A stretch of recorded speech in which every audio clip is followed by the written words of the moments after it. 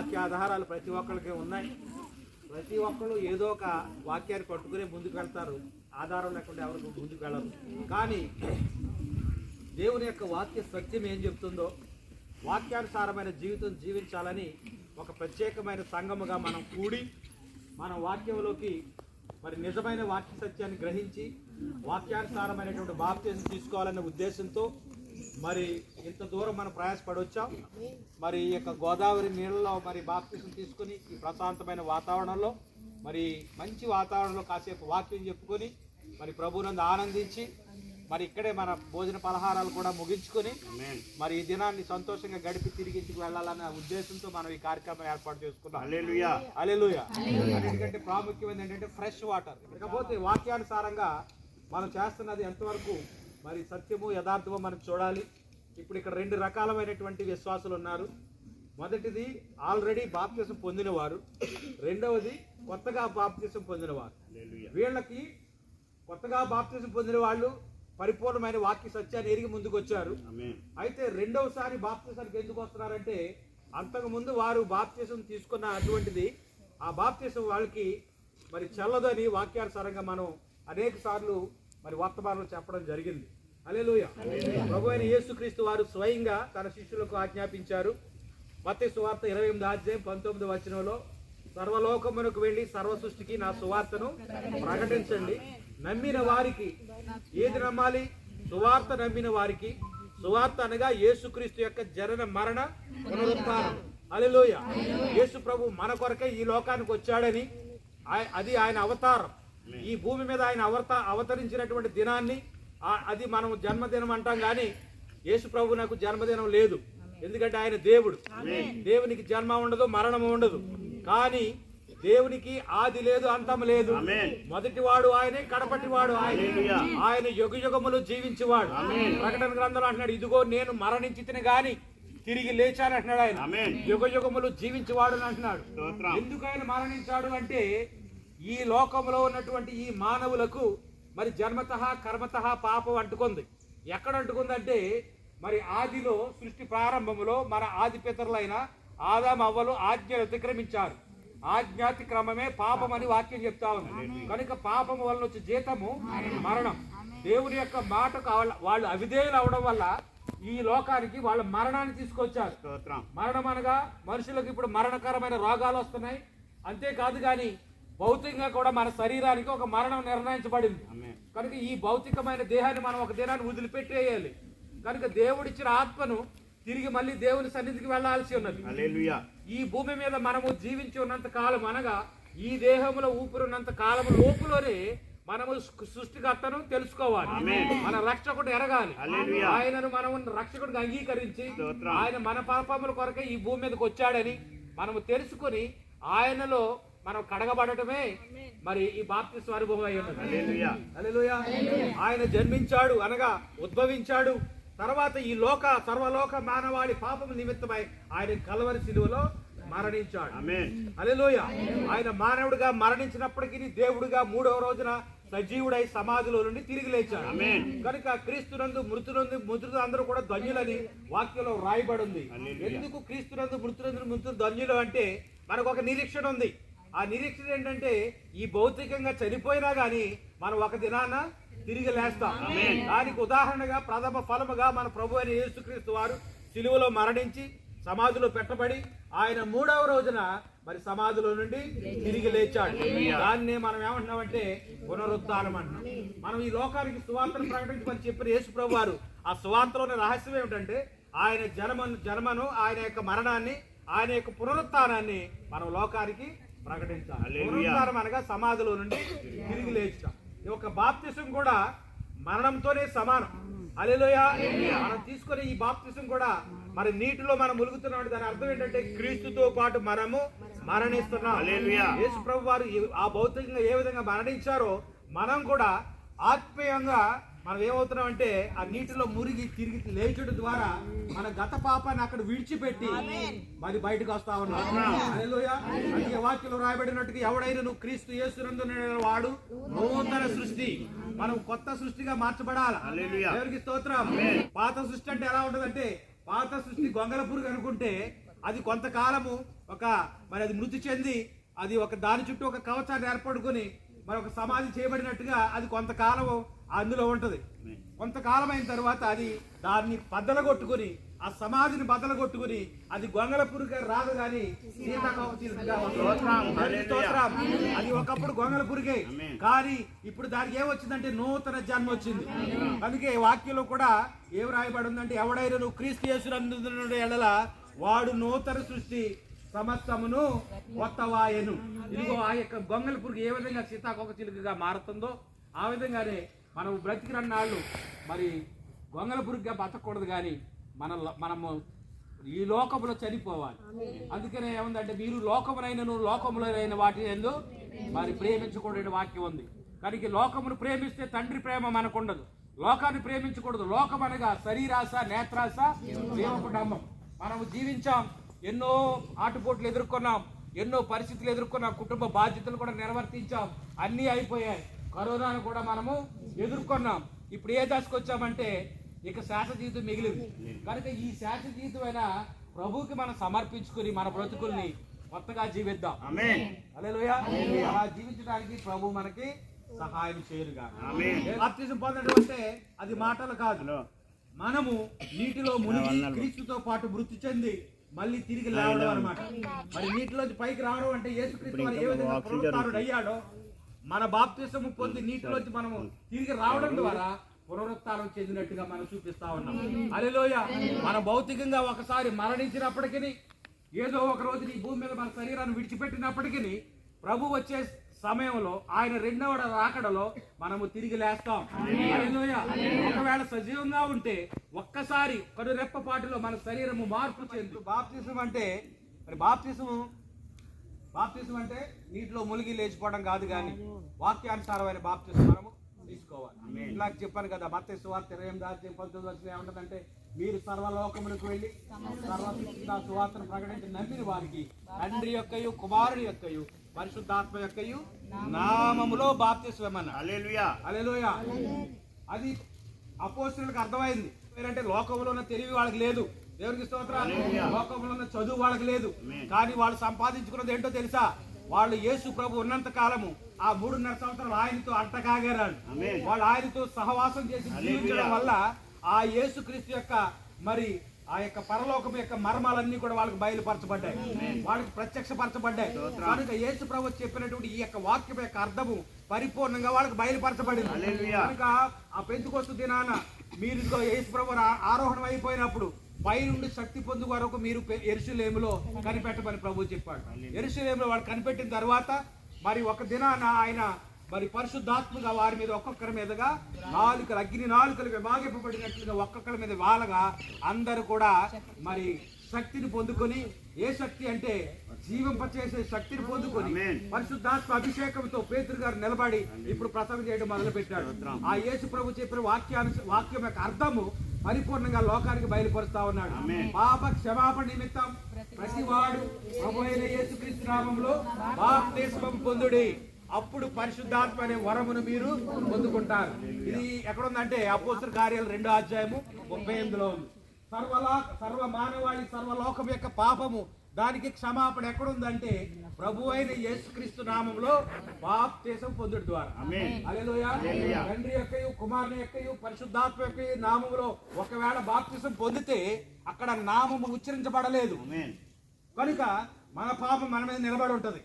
కనుక ఎన్నిసార్లు మనం ఉలిగినా, ఎన్నిసార్లు మనం బాప్తిసం పొందినా ఆ బాప్తిసం చెల్లుబాటులోకి రాదు. వాక్యానుసారమైన బాప్తిసం ఏమిటంటే పాప క్షమాపణ నిమిత్తం. అసలు బాప్తిసం ఎందుకు తీసుకున్నాం అంటే మన పాపాలన్నీ ముందే చెప్పారు కదా, మనిషి జన్మతః కర్మతః పాపి అయినప్పుడు ఈ పాపం నుండి విడుదల పొందాలి అంటే ఏకైక మార్గం ఏంటా? ఏకైక మార్గం అంటే ప్రభు అయిన యేసుక్రీస్తు నామములో ఎప్పుడైతే బాప్తిసానికి నువ్వు నీటిలో మునుగుతావో అప్పుడే నీ గతకాల పాపములన్నిటినీ కూడా దేవుడు క్షమించేస్తాడు, లోతైన సముద్రంలో ముంచివేస్తాడు. ఎన్నటికీ మన యొక్క పాపాలని జ్ఞాపకం చేసుకోవడానికి వాక్యంలో ఉంది. సమయం లేదు కాబట్టి మీకు వాక్యాలు చూపించట్లేదు, కానీ ఆయన మరుపు అని సముద్రంలో మన సమస్త పాపాలని ఆయన అందులో వేసేస్తాడండి. ఎప్పుడు జ్ఞాపకం చేసుకోవడానికి. కనుక మనం బాప్తిజం పొంది పైకి వచ్చామంటే ఒక కొత్త జన్మ. ఒక తల్లి గర్భంలోంచి కొత్తగా ఒక పసిబిడ్డ ఎలా వస్తాడో మనం అలాగ వచ్చాం. కనుక మరి బాప్తిజం పొందిన తర్వాత ఇంకా మళ్ళీ పాత జీవితం మనం జీవించకూడదు, కానీ పాత లోకం మనలో ఉండకూడదు, కానీ మనం నూతన జన్మ జీవించాలి. ప్రభువు కొరకు బ్రతకాల, ప్రభువును ప్రకటించాలా. యేసుక్రీస్తు ఎరగని వారికి దేవుడు నీ జీవితంలో చేసిన మేలులు, మహోపకారాలన్నింటినీ కూడా సాక్ష్య రూపంలో అనేకులకు పంచుకోవాలి. దేవుని స్తోత్రం. ఆశీర్వాదం అంటే భౌతికమైన ఆశీర్వాదాలే కాదు, కానీ ఆయన మనం చనిపోయిన తర్వాత పరలోకం ఇస్తాడని, ఆ పరలోకంలో ఆయనే పరిపాలిస్తాడని, ఆయన రాజ్య పరిపాలన మనమందరం కూడా ఆయన ఏలుబడిలో ఉంటామని మనం ప్రతి వారికి చెప్పాలి. స్తోత్రం. కనుక వాక్యానుసారమైన బాప్తిజం తీసుకోవడానికి ఎంత ప్రయాసపడి మనం ఎంత దూరం వచ్చాం. కనుక మీరందరూ తెలుసుకోవాల్సింది ఏంటంటే, రెండవసారి బాప్తిజం తీసుకునే వాళ్ళు గతంలో మీరు బాప్తిజం తీసుకుని ఉండొచ్చు, కానీ అది చెల్లుబాటులోకి రాదు. ఎందుకంటే మీ పాపములు క్షమించబడలేదు. ఎందుకంటే తండ్రి, కుమార, పరిశుద్ధాత్మ అనేవి పేర్లు కాదు, అవి బిరుదులు. ప్రభువుకి ఇవ్వబడిన బిరుదులు. ప్రభువు వారు ఒక్కొక్క కాలంలో ఒక్కొక్క విధంగా ఆయన పనిచేస్తారు. పూర్వకాలం సృష్టి ప్రారంభపు దినాల్లో ఆయన పలకబడిన మాటగా ఉన్నాడు. అదే యోహాను అంటున్నాడు, ఆది యందు వాక్యం ఉండెను, వాక్యము దేవుని యందు ఉండిన, ఆ వాక్యము దేవుడై ఉండెను, ఆ వాక్యమే శరీరధారిగా కృపాసత్య సంపూర్ణుడిగా మన మధ్య నివసించారు. ఆదిలో పలకబడిన మాటగా ఉన్న దేవుడు అదే తండ్రి స్థానం అంటున్నాం. తండ్రి అని ఎవరు అక్కడ లేరు, కానీ ఒక ముసలుడు అక్కడ ఏమీ లేడు, కానీ దేవుని యొక్క స్థానము, ఆ పలకబడిన మాటగా ఉన్న స్థానాన్ని మనం ఏమంటున్నామంటే తండ్రి అంటున్నాం. హల్లెలూయా. కానీ ఆ దేవుడే శరీరము దాల్చుకొని మన కొరకు ప్రాణం అర్పించడానికి, మన కొరకు రక్తం చిందించడానికి, దేవుడు ఆత్మ కనుక, ఆయన ఆత్మ స్వరూపిగా ఉన్న దేవుడు మన కొరకు రక్తం చిందించలేడు. కనుక ఆయన రక్తం చిందించాలంటే శరీర రూపము దాల్చాలి. రక్తం ఎక్కడ ఉంటుందో తెలుసా? శరీరంలోనే ఉంటుంది. అందుకని ఈ దేహంలోకి దేవుడు తన మహిమను తగ్గించుకొని మానవ స్వరూపంలోకి వచ్చి ఆయన రక్తమును చిందించాడు. మన కొరకు ఆయన గాయపరచబడ్డాడు, మన కొరకు ఆయన ప్రాణం అర్పించాడు. హల్లెలూయా. కనుక ఆ చిందించబడిన ప్రభు అయిన యేసుక్రీస్తు వారి యవ్వన పరిశుద్ధ రక్తంలో మాత్రమే మనకు పాప క్షమాపణ ఉన్నది. హల్లెలూయా. అది నమ్మి ఆయన నామంలో బాప్తిసం పొందాలి. ఆ తండ్రి స్థానానికి పేరు లేదు. భక్తులు తనకున్న ఆత్మావేశం వల్ల, దైవావేశం వల్ల దేవుణ్ణి ఏదో రకరకాల పేర్లు పెట్టి ఆయన పిలిచారు, కానీ సంబోధించారు. కానీ ఆయన కనపడని దేవుడిగా ఉండి ఆయన కనిపించే దేవుడిగా భూమి మీదకి వచ్చాడు. కనపడని దేవుడే తండ్రి అయితే, కనిపించే దేవుడే ప్రభు అయిన యేసుక్రీస్తు. కనిపించే దానికి ప్రతి దానికి పేరు అవసరం. హల్లెలూయా. పుట్టిన ప్రతి వాడికి ఏం కావాలి? పేరు కావాలి. అందుకే ఆదామును దేవుడు ఏమన్నాడంటే, నీకు కనిపించే ప్రతి దానికి నువ్వు పేరు పెట్టు, దాన్ని నేను స్థిరపరుస్తున్నాను. దేవునికి స్తోత్రం. యేసు ప్రభు వారు దృశ్య రూపం దాల్చి మరి గర్భంలో జన్మించక ముందు దేవదూత గాబ్రియేల్ వచ్చి చెప్తా ఉంది, నీవు పరిశుద్ధాత్మ వలన నువ్వు గర్భం ధరిస్తావు, ఆ పుట్టబోయే బిడ్డకు యేసు అని పేరు పెట్టాడు. యేసు అనే పేరు ఇది పేరయ్యున్నది. హల్లెలూయా. ఇది బిరుదు కాదు, కానీ ఇది పేరయ్యున్నది. మన ప్రభు అయిన యేసుక్రీస్తు వారికి ఆదిలోను, అంతములోను, మధ్యలోను ఎక్కడైనా పేరుందంటే అది యేసుక్రీస్తు అయ్యున్నది. దేవునికి స్తోత్రం. యేసు అనగా రక్షకుడు, క్రీస్తు అనగా అభిషక్తుడు. దేవునికి స్తోత్రం. ఎంత గొప్ప మర్మము ఎరిగిన వాడైనాడు పేతురు. కనుక ఒకప్పుడు క్రీస్తుని ఎరగనన్నది పేతురు పరిశుద్ధాత్మ అభిషేకాన్ని పొందుకొని మరి ఆత్మావేశుడై శక్తి కలిగిన ప్రసంగం చేస్తే 3000 మంది రక్షణ పొందారు. దేవునికి స్తోత్రం. కనుక మన సంఘం ప్రారంభించిన సంవత్సరం అయింది. ఈ సంవత్సర కాలంలో అనేక సార్లు బాప్తిజం గురించి చెప్పాను.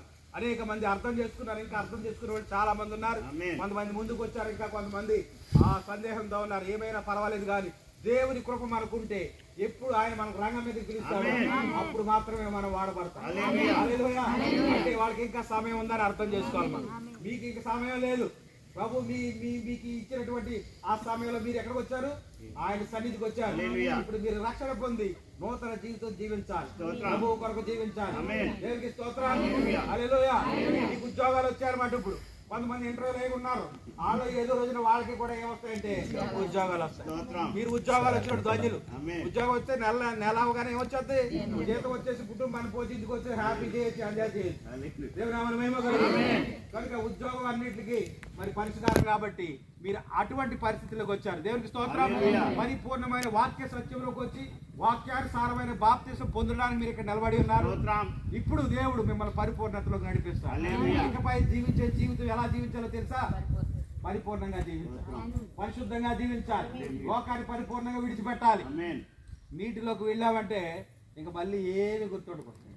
మనం చెప్పారు కదా వాక్యంలో, వడ్డాణం పట్టుకొచ్చి పెడితే చచ్చిపోయిన దగ్గర వడ్డాణం పెట్టుకుంటుందా? మనం కూడా అంతే. మనకు ఎలాంటి లోకంలో ఉన్న ఆశలు కోరికలు ఉండకూడదు, అంతేనా? ఇంటికి ఆహారమును, ధరించుటకు వస్త్రమును, నివసించడానికి యోగ్యమైన ఇల్లు ఉంటే చాలు. మనము మన కుటుంబంతో కలిసి అలనాడు ఆ కొన్నేళ్ళ కుటుంబం వాళ్ళే దేవుని యందు భయభక్తులు కలిగి, ఇదిగో ఆయన రాకడ సమీపం అయిపోయింది. మనం ఏ సమయాన్ని ఆయన వస్తాడో మనకు తెలియదు కనుక ఆ సమయం రాకముందే మనం సిద్ధపడి ప్రభువు ఎదుర్కోవడానికి సిద్ధంగా ఉంటే బుద్ధి కలిగిన కన్యకల్లాగా ఆయన సిద్ధపడినటువంటి ఆ వర్గంలో మనం ఉంచుతాం. హల్లెలూయా. బుద్ధి కలిగిన కన్యకలకు బుద్ధి లేని కన్యలకు తేడా ఏంటో తెలుసా? బుద్ధి కలిగిన కన్యకలు పెండ్లి విధులు ఉంటారు, బుద్ధి లేని కన్యకలు కూడా వస్తారు. కానీ వాళ్ళకి ఇదిగో వెనకబడిపోయిన వాళ్ళగా ఇంటర్వ్యూలో ఉన్నట్టుగా ఇప్పుడు వాళ్ళు వెనకాల వస్తారు. హల్లెలూయా. వాళ్ళకి వీళ్ళకి తేడా ఏంటంటే వీళ్ళు విందులో ఉంటారు, వాళ్ళు వెనకాల వచ్చి తీర్పులో నుండి వేరే గొర్రెలు ఉండి ఆయన మేకలను వేరు చేసినట్టుగా మేకల్ని వేరు చేసి ఆ గొర్రెలు మళ్ళా పరలోకంలో ఒక స్థానాన్ని వాళ్ళకి ఇస్తాడు. ఇదే నోవహు జీవితాన్ని, హానోకు జీవితాన్ని మనం చూసుకున్నట్లయితే హానోకు చక్కగా ఎత్తబడిపోయాడు, వాక్యానుసారంగా జీవించాడు, వాక్యం వరకు బ్రతికాడు, చక్కగా ఎత్తబడ్డాడు. కానీ నోవహు అలా కాదు, 120 సంవత్సరాలు ప్రసవ వేదన పడ్డాడు, వాక్యాన్ని ప్రకటించాడు, ఎవరు నమ్మలేదు.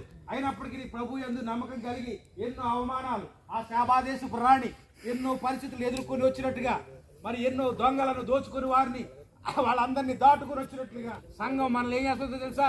అవమానం చేస్తుంది. లోకముల వారు కాదు కానీ సంఘంలో ఉన్నవారే మనల్ని హేళన చేస్తారు, ఏదో కొత్త బోధ అంటారు, వింత వింత వ్యక్తులుగా ప్రవర్తిస్తారంటారు. ఏవేవో అవమానాలు మన కుటుంబంలోంచే వస్తాయి, మన సంఘంలోంచి వస్తాయి. ఇవన్నీ తట్టుకొని మనం ఎక్కడికి రావాలో తెలుసా? సొలొమోను యొక్క చాంబర్లోకి రావాలి. దేవునికి స్తోత్రం. ఒక్కొక్క వరుస దాటుకొని మన విశ్వాస జీవితంలో ఒక్కొక్క సమస్యను, ఒక్కొక్క పరిస్థితిని దాటుకుంటూ వరుస వెంబడి వరుసను దాటుకొని మన ప్రభు అయిన యేసుక్రీస్తుని చేరుకోవటమే మన అంతిమ లక్ష్యమై ఉండాలి. దేవునికి స్తోత్రం. అందరికి అర్థమైంది అనుకుంటా. ప్రభు అయిన యేసుక్రీస్తు నామములో బాప్తిసం మాత్రమే మన పాపాలని క్షమించింది. హల్లెలూయా. దేవునికి స్తోత్రం. మీ అందరికి పరిపూర్ణమైన అవగాహన వచ్చింది అనుకుంటాను. రెండవసారి బాప్తిస్లోకి వచ్చే వాళ్ళకి కూడా ఏమైనా అనుమానాలు ఉంటే అడగండి, మేము నివృత్తి చేస్తాను. మరొకసారి చెప్తాను, ఈ భూమి మీద పుట్టినవాడు గిట్టక తప్పదన్న సాగుతాం. పుట్టినోడు ఖచ్చితంగా ఏమవ్వాలి అంటే అదే వర్తమానంలో ఎలా ఉందంటే ప్రారంభం ఉన్నది ప్రతి దానికి ఏముంటుందో తెలుసు, ముగింపు. ఈ ప్రారంభానికి ముగింపుకి మధ్యలో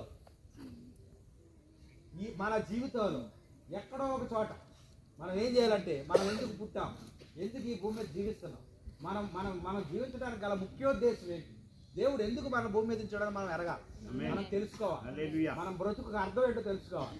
హల్లెలూయా. దేవుడు మానవుడిని జన్మించాడు కానీ ఆది పితరులు ఏం చేశారంటే దీన్ని కలుషితం చేసి మానవాళి మీదకి ఏం తీసుకొచ్చారంటే పాపాన్ని తీసుకొచ్చారు. అవునా? కనుక దాని నుండి విడుదల పొందాలంటే అందరూ రకరకాలుగా చేస్తారు. మానవుల యొక్క పాపానికి పరిహారం ఏంటో తెలుసా? పవిత్రమైన రక్తం.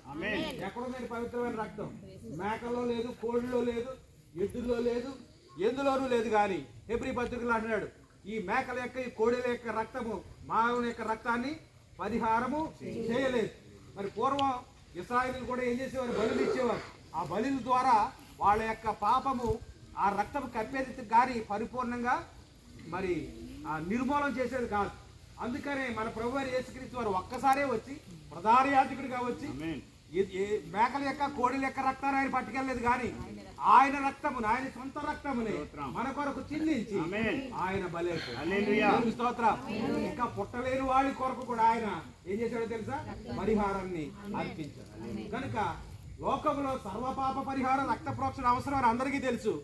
ఆ రక్తం ఎలాంటిది ఉండాలంటే తద్రక్తం పరమాత్మేన పుణ్యదాన. ఆ చిందించబడిన రక్తం ఎలా ఉండాలంటే పరమాత్ముడే చిందించాలి. ఎందుకు పరమాత్ముడు చిందించాలంటే పరమాత్ములో మాత్రమే పాపము. లోకంలో చాలా మంది ఉన్నారు పరమాత్ముడు, అవునా? ఒక్కొక్కరికి ఒక్కొక్క పరమాత్ముడు ఉన్నాడు. కానీ ఒక్కసారి గుండెలు వచ్చి వేసుకోండి, మీరు నమ్మిన మీ పరమాత్ముడు పాపము లేనివాడా?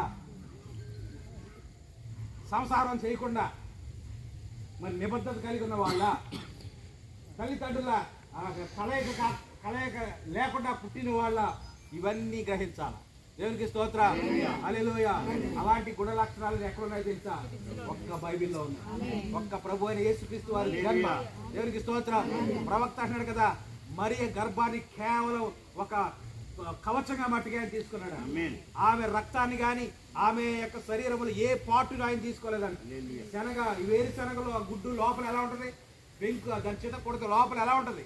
యేసు ప్రభు వారు కూడా మరియను తన గర్భాన్ని వాడుకున్నారు తప్ప ఆమె యొక్క ఏ బ్లడ్ గ్రూప్ ని ఆయన వాడుకోవాలి. దేవునికి స్తోత్రం. ఆయన పరిశుద్ధాత్మ కమ్మడం ద్వారా అందులోకి ఆయన తగ్గించుకొని అందులో ఇమిడి ఆయన మానవునిగా జన్మిస్తున్నారు. ఎందుకంటే మానవ జన్మ ఎలాగా తల్లి గర్భంలో నుంచి రావాలి కాబట్టి ఆయన కూడా తల్లి గర్భంలో నుంచే వచ్చాడు. దేవునికి స్తోత్రం.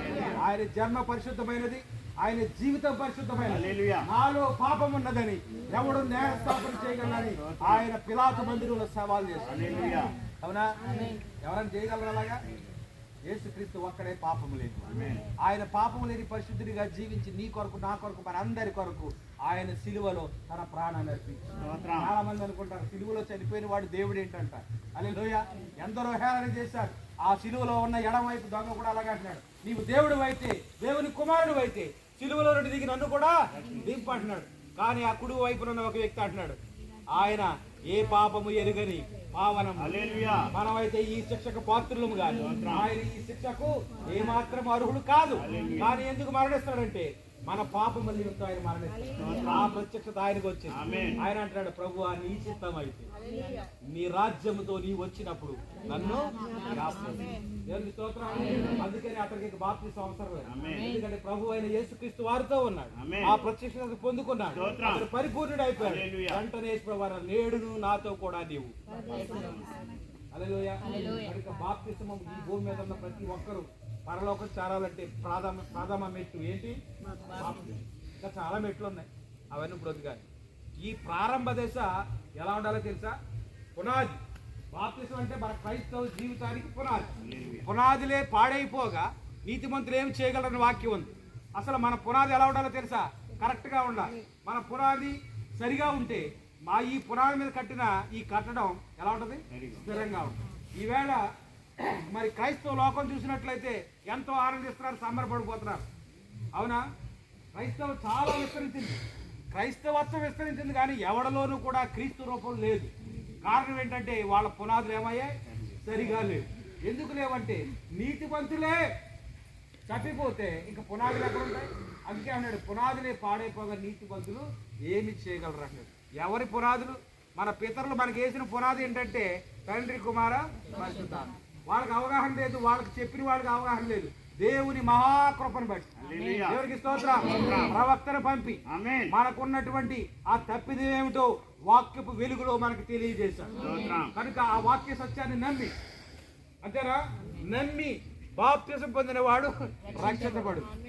కనుక పరిపూర్ణంగా వాక్య సత్యాన్ని మనం నమ్మి మనకు ముందుకొచ్చాం. మీరందరినీ దేవుడు దీవించును. కనుక వాక్యానుసారమైన బాప్తిసం కొరకు మనం రేవులోకి వెళ్దాం. మరి మీరు డ్రెస్సులు మార్చుకోండి. చాలా మంది అనొచ్చు, ఏంటి ఈ వైట్ గౌన్ వేస్తున్నారని. మన సంఘము, నేను చెప్పాను, ఒక లోకానికి మాదిరిగా మనం ఉండాలి. కనుక నేను 2 సార్లు ఆ యొక్క గౌన్ని ధరిస్తాను. మొదటిది సమాధి చేసేటప్పుడు, రెండవది బాప్తిసం ఇచ్చేటప్పుడు. బాప్తిసం ఇచ్చేటప్పుడు ఎందుకు అది ధరిస్తామంటే అది కూడా సమాధితో సమానం. హల్లెలూయా. ప్రభు కృప మనందరికీ తోడే.